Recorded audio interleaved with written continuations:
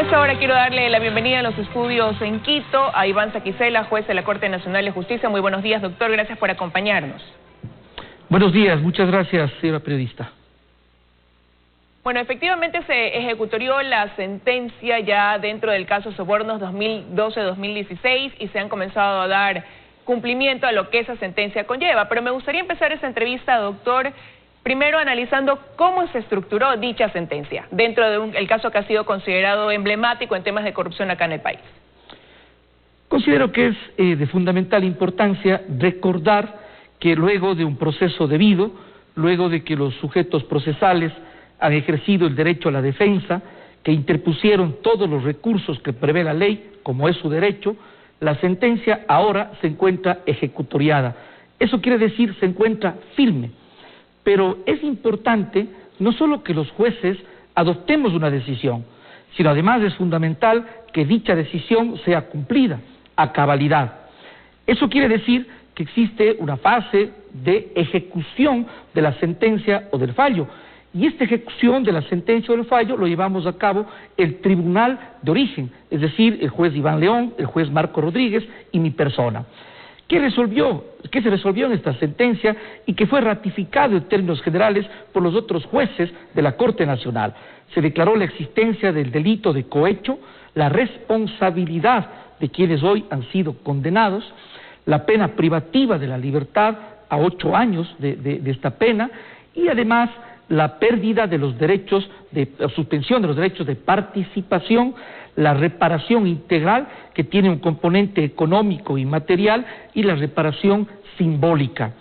Esto es necesario que se ejecute y por lo tanto el tribunal que he referido dispuso la ejecución de esta sentencia. En consecuencia se ofició a la Comandancia General de la Policía para que se haga la localización y la captura de todos los ciudadanos que han sido condenados. Oficiamos al Consejo Nacional Electoral, haciéndoles conocer el contenido de la sentencia firme ejecutoriada y en concreto lo relevante en esta parte es la suspensión de los derechos de participación. De la misma manera hemos oficiado al Ministerio de Finanzas con la finalidad que se deje de pagar la renta al expresidente y al ex vicepresidente de la República. De la misma forma, hemos indicado que en forma oportuna señalaremos día y hora para que tenga lugar la reparación simbólica, esto es, las disculpas públicas que deberá tener lugar en la Plaza de la Independencia, la colocación de una placa en el Palacio de Carondelet, cuya placa reza en lo sustancial de que los recursos públicos deben ser siempre administrados honradamente y que el servicio público no es otra cosa que un servicio a la comunidad con sujeción a los principios de la ética. Ahora, es decir, doctor, usted ha mencionado todo lo que está dentro de la sentencia, ¿no? Pero ahí cabe analizar quizás punto por punto realmente ¿cuáles son las expectativas de cumplimiento? Y comienzo por lo primero que usted acaba de mencionar. Se ofició a la Comandancia General de la Policía para que se proceda con la localización y captura de quienes deben venir y cumplir esa sentencia con esa condena que tienen de 8 años de prisión en algunos de los casos. Y ahí la pregunta se parte desde un punto. ¿Se sabe dónde están? Porque lo cierto es que la mayor parte de los procesados dentro de este caso no están en el país. Entonces, ¿cuáles son las expectativas reales de que a partir de ahí, pues, ellos puedan venir, ser capturados y que cumplan con la condena impuesta? Bueno, como es de conocimiento público, el día de ayer ha sido ya detenido el ciudadano Alexis Mera y la policía, que debe cumplir en este sentido su trabajo, es de su competencia, deberá informar al tribunal de las acciones que se encuentra haciendo para lograr, reiterar, con la captura de los ciudadanos. Es de conocimiento público que algunos de ellos no se encuentran en el país. necesitamos como tribunal de que se nos haga conocer formalmente por parte de la policía las gestiones que se han hecho, qué información tiene, y sobre esa base el tribunal disponer, y si es que es el caso, empezar el proceso de conformidad con la ley, lo que dice relación con el proceso de extradición, que en una parte es competencia del tribunal solicitar, y es competencia en este caso de la presidenta de la Corte Nacional de Justicia. De nuestra parte, de conformidad estricta con la ley, haremos todo lo que es indispensable, lo que es menester, para lograr con la localización y la captura de las personas condenadas para que puedan cumplir la pena privativa de la libertad. Bueno, y en ese caso, en aquellos que, por ejemplo, no se conoce, no se sabe a ciencia cierta dónde están, como podría ser el caso de Walter Solís, de Viviana Bonilla, de Cristian Viteri, por mencionar algunos, pero en el caso, por ejemplo, del expresidente Rafael Correa, que se conoce dónde está, dónde ha estado todo este tiempo, ¿qué pasaría ahí con esa solicitud de extradición, por ejemplo? Desde un punto de vista estrictamente jurídico, debe procederse a la extradición y debería cumplirse, porque sencillamente es una decisión de un Estado soberano y tiene que haber una relación y una petición de Estado a Estado, de modo tal que no puede ser en estricto derecho, no puede haber un cuestionamiento, porque existe una sentencia, ahora ya la sentencia está firme, está ejecutoriada.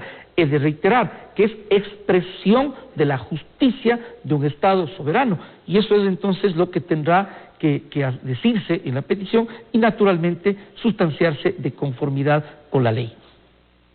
Pero es una petición de Estado a Estado, pero que pasa por un proceso que se genera o que parte de la solicitud que hacen ustedes como tribunal y la Corte Suprema de Justicia. ¿Ese sería el punto de partida para solicitar esa extradición? Así es, existe un trámite previsto en la ley que precisamente amerita la petición inicial por parte de este tribunal del que formamos parte y que hace la petición a la presidenta, la doctora Paulina Aguirre Suárez, presidenta de la Corte Nacional de Justicia, quien, de conformidad con la ley, tiene la competencia como autoridad central para realizar el proceso de extradición.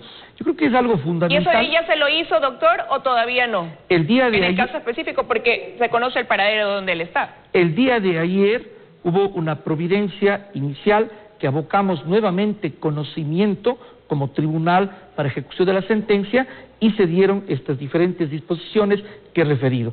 Naturalmente, aún no se agota el proceso, la fase de ejecución de la sentencia y será de conocimiento público en las próximas inmediatas horas todo lo demás que amerita el proceso de ejecución de la sentencia, porque ciertamente yo creo que cabe relevar, nada más en derecho, lo que estamos haciendo es informando lo que dice la sentencia y lo que corresponde en derecho, y esto es relevante, de que en suma se cumpla. En buen romance, los ciudadanos, ¿qué es lo que esperan? Por seguridad jurídica, por tutela judicial efectiva, que se cumplan las decisiones judiciales. Y eso es lo que nosotros nos encontramos haciendo en lo que respecta a nuestra competencia.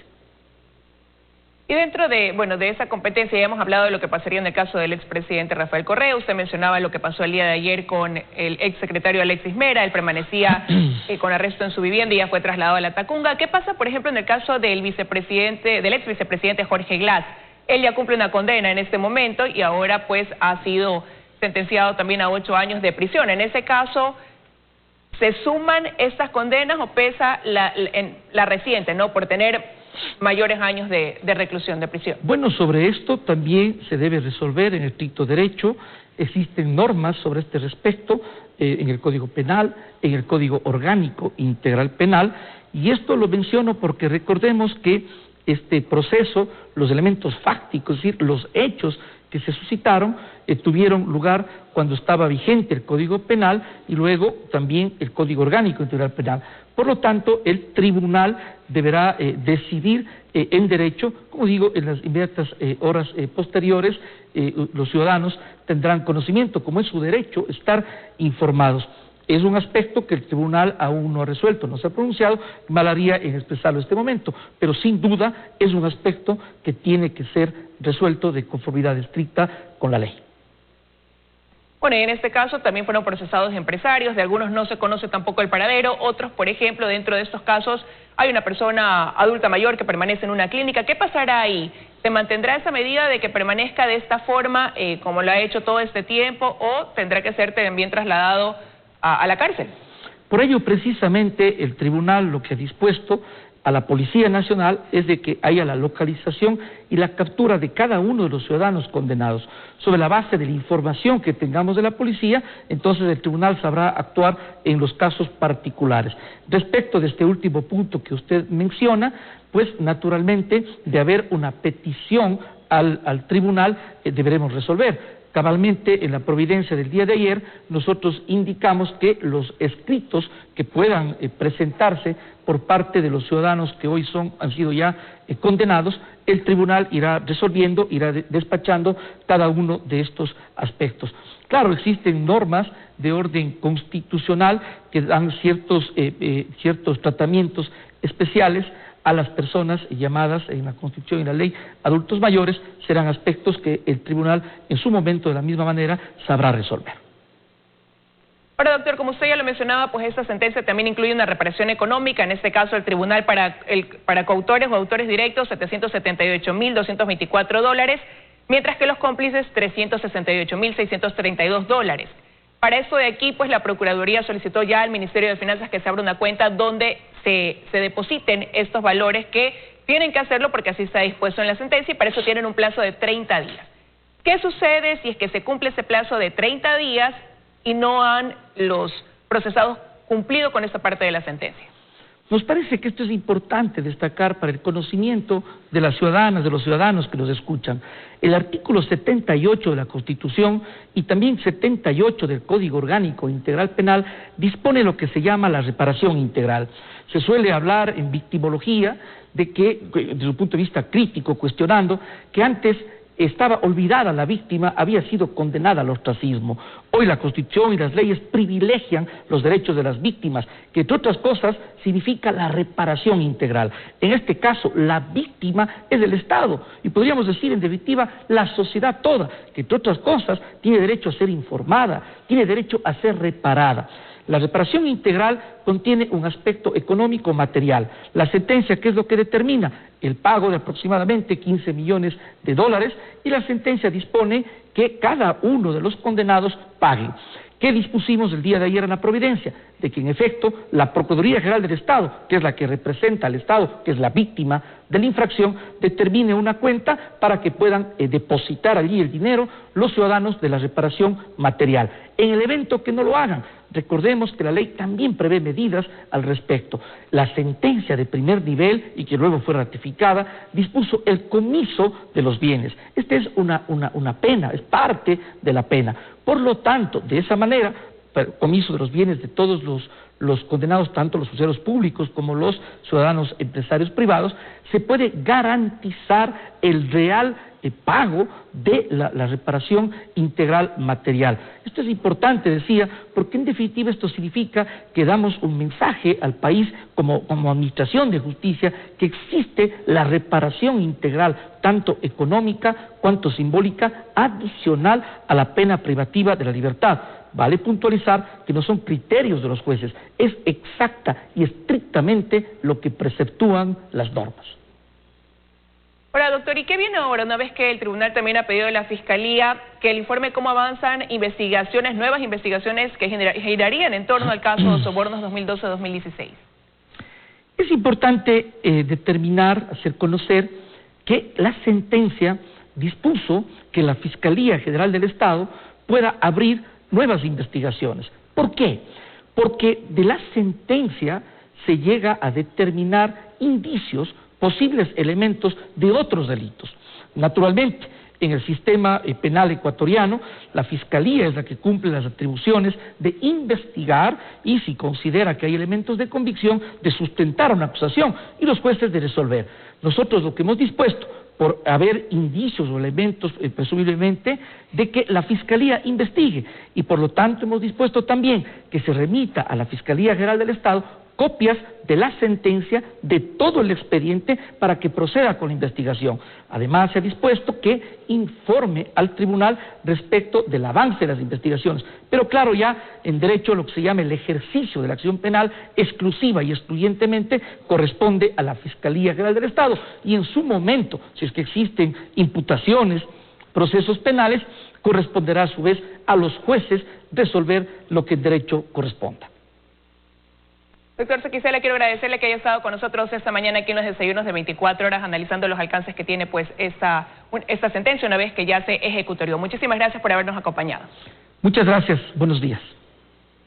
Que tenga un buen día. Nos vamos a ir a una pausa. Al volver del corte estará junto a nosotros aquí en los estudios en Guayaquil Jorge Guatet, presidente del directorio del IES, para analizar la situación actual de los hospitales del Seguro Social. Ya volvemos.